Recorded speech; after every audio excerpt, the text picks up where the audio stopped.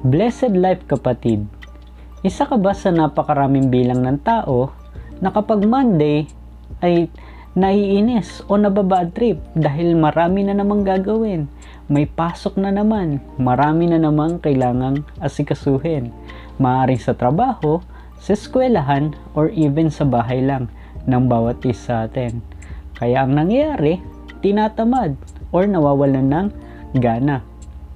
Naiintindihan kita kapatid dahil dumaan din ako sa pakiramdam na yan. Pero ano ba ang sinasabi sa atin ng banal na kasulatan tungkol sa bagay na to? Tama ba na kaayawan natin ang mga araw na dumaraan sa ating buhay dahil sa dami ng ginagawa natin? O dapat natin itong ipagdiwang at dapat tayo magsaya? Sa oras na to, let's talk about the day that the Lord has made.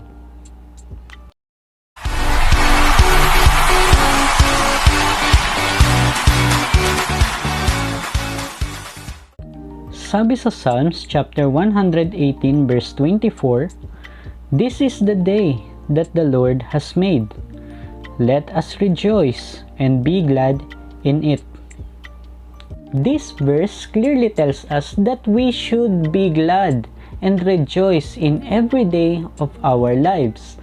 Bakit? Because this is the day that the Lord has made. And take note of this. Ang sabi sa banal na kasulatan, this is the day that the Lord has made. Meaning, every day na dumaraan sa buhay mo ay nilikha ng ating Panginoon. Wala siyang specific date na sinabi. Hindi niya sinabi na linggo, ginawa ng Lord para sa'yo, at yung Monday hanggang Saturday, mainis na tayo. Hindi. Hindi sinasabi niya, this is the day. Meaning, anong oras mo man tandaan yung salita na yun, no? Anong oras mo maalala yun? This is the day that the Lord has made. Kaya napakagandang kabisaduhin ang verse na yan. At tandaan sa buhay ng bawat isa atin. Kaya sa tuwing marami tayong gagawin, maaalala natin na this is the day that the Lord has made. Dapat pala akong magsaya. Dapat ko pala siyang pasalamatan. Dapat kong itaas yung pangalan ng Panginoon sa bawat araw ng aking buhay. We have to see the beauty in every day in our lives. Pero bakit napakaraming tao ang hindi na-appreciate, especially yung araw ng Monday? Dahil to, sa dami ng mga bagay na pinagdadaanan natin sa mundo. Masyado tayong nagiging focus sa mga pisikal na bagay na ginagawa natin dito sa mundo na mga nararanasan natin instead na nakatingin tayo sa ating Panginoon. We have to stay focused sa ating dakilang Diyos. And may video ako about staying focused sa ating Panginoon. Kung gusto mo yung panoorin, ilalagay ko yung link sa description sa baba. Ang pagiging grateful sa bawat araw na dumaraan sa buhay natin is also emphasizing na tayo ay nabubuhay para sa ating Panginoon. Bakit?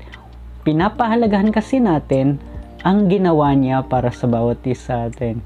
Pinapahalagahan natin ang bawat araw na binibigay niya sa atin. Pinapahalagahan natin ang blessing na binigay sa atin ng Panginoon na hindi na matutumbasan ng kahit na anong bagay dito sa mundo.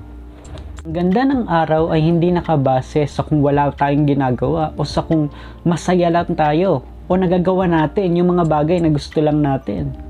Kundi nakikita ang kagandahan ng isang araw kapag kasama natin ang Diyos sa araw na yan.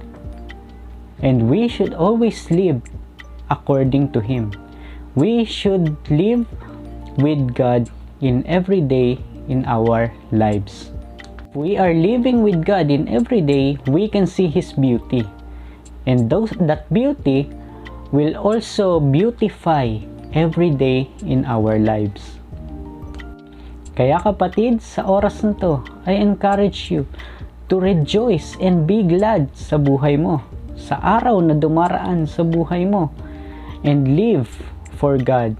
Let us glorify His name in every day in our lives at patuloy na maranasan natin, damhin natin ang pag-ibig at kadakilaan ng ating Panginoon. Ang prayer ko para sa iyo kapatid sa oras na to ay patuloy mong makita ang kabutihan at kagandahan ng Panginoon sa bawat araw sa buhay mo. At patuloy nating mapapurihan ang kanyang dakilang pangalan habang tayo nandito pa sa mundong to. Maraming salamat kapatid sa panonood ng video na to. Purihin ang ating dakilang Diyos sa buhay mo. Kung may prayer request ka, I encourage you na i-comment natin sa comment section sa baba para maisama natin sa prayer items natin, or pwede nyo ako i-message sa Facebook page natin para maipag-pray natin ang lahat ng yan. Also, if you have question, pwede mo rin i-comment sa baba para mapag-usapan natin yan sa mga susunod natin video. And if you want to support this channel, just subscribe, click the notification bell, like this video. Patuloy tayong sama-sama na lumago sa pagkilala natin sa ating dakilang Diyos through this channel. Maraming salamat kapatid, and always remember, Jesus loves you.